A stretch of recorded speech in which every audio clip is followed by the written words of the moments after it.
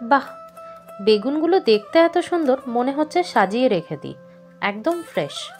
এই শীতকালে ফ্রেশ সবজি কিনে বাড়ি নিয়ে আসার মজাটাই আলাদা।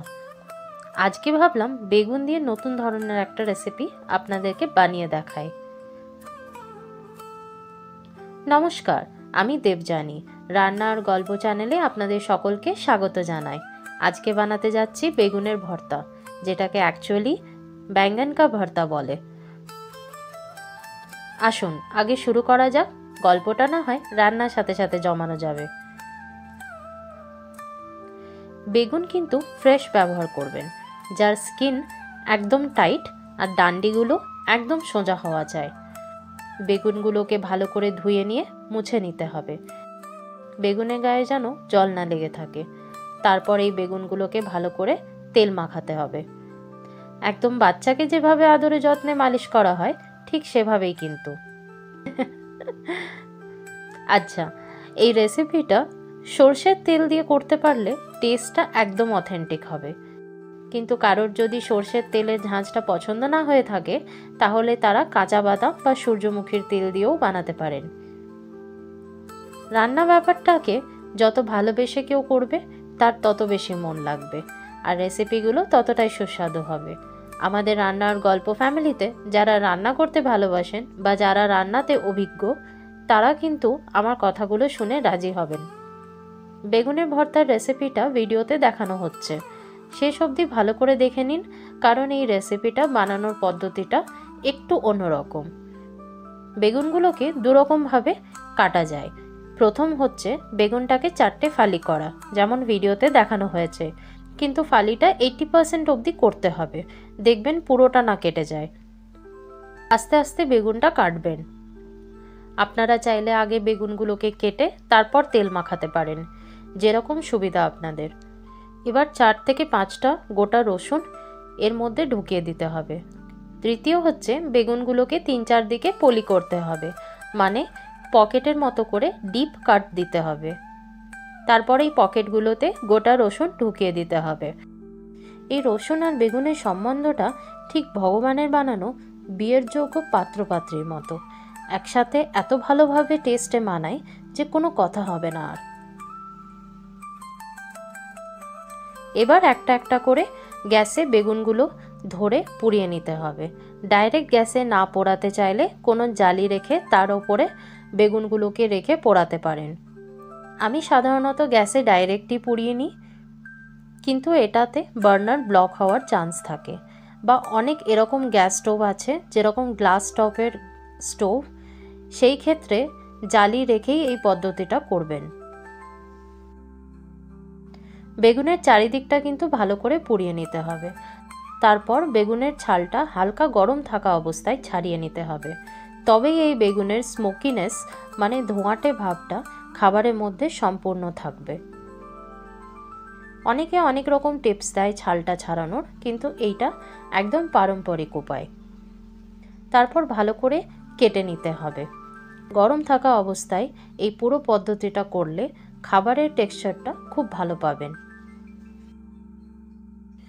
বেগুনের ভর্তা হচ্ছে উত্তর ভারতের একটা নিরামিষ রেসিপি, স্পেশালি পাঞ্জাবের। কিন্তু আজ এই রেসিপিটা সারা ভারতবর্ষের ভালোবাসা জয় করে নিয়েছে। আমাদের গ্রাম বাংলায় এই ধরনের বেগুন প্রায় সারা বছরই পাওয়া যায়, কিন্তু পুনেতে এই বেগুনটা সবসময় পাওয়া যায় না। এই বেগুন দিয়ে আমাদের বাঙালিদের প্রচুর ধরনের রান্না হয়ে থাকে, কিন্তু এইটা একটা আলাদাই রেসিপি। আপনারা অবশ্যই বানিয়ে দেখবেন। আমি প্রথমবার যখন বানিয়েছিলাম তখন আমি গার্লস পিজিতে থাকতাম। ওখানে আমার একটা মারাঠি বান্ধবী এই রেসিপিটা প্রায় বানাতো। আমি একদিন রান্নাঘরে দাঁড়িয়ে দেখছিলাম ও কিভাবে এই রেসিপিটা বানাচ্ছে। তারপর প্রায় 1 বছর পরে একবার নিজের বাড়িতে বানিয়ে দেখেছিলাম। ওহ, কি অসাধারণ হয়েছিল খেতে! আজকেও এই রেসিপিটা বানাতে বানাতে জিভে জল চলে আসছে। এই রেসিপিতে টমেটোগুলোকেও কিন্তু পুড়িয়ে নিয়ে তার ছালটা ছাড়িয়ে সেই টমেটোগুলোকে কেটে বা থেতো করে ব্যবহার করা হয়। এটাই ট্রেডিশনাল পদ্ধতি এই রেসিপিটা বানানোর।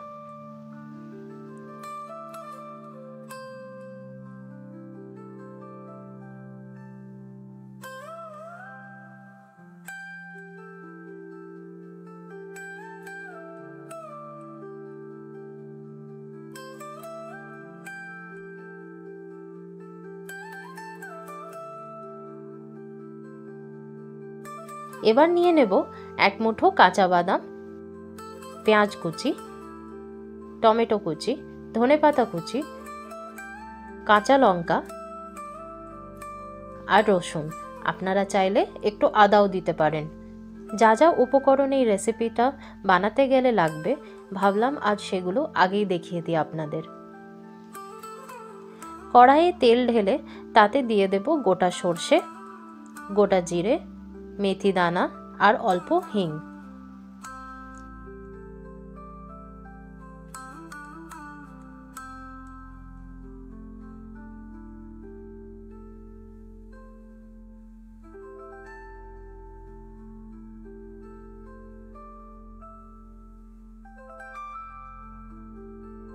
তারপর দিয়ে দেব কাঁচা বাদাম, পেঁয়াজ কুচি আর লঙ্কা কুচি। কিছু রসুন বাকি ছিল, সেগুলোকে থেতো করে দিয়ে দিচ্ছি।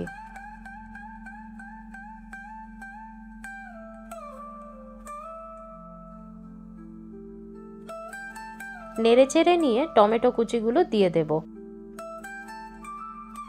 তারপর একটু হলুদ গুঁড়ো, লাল লঙ্কা গুঁড়ো আর গরম মশলা দিয়ে দেব। ভালো করে মিক্স করে নিয়ে ঢাকা দিয়ে 2-3 মিনিট অল্প আঁচে রাখবো।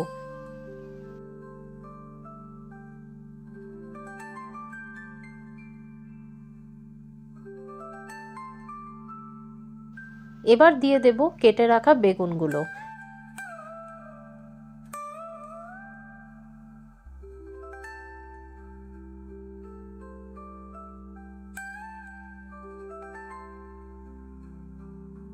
ভালো করে সবটা নেড়ে নিয়ে দিয়ে দেব স্বাদ অনুসারে নুন, অল্প একটু চিনি আর একটু জল।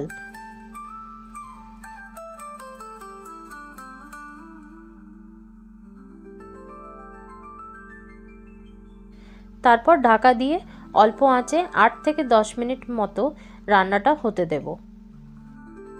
এবার ধনেপাতা কুচিগুলো দিয়ে দেব।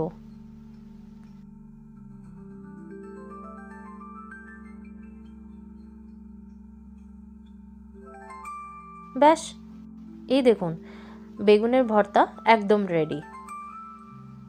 তুলে নিন বাটিতে আর থালাটা সাজিয়ে নিন। এই রেসিপিটা রুটি, ফুলকা, চাপাতি, পরোটার সাথে খুব ভালোভাবে যায়।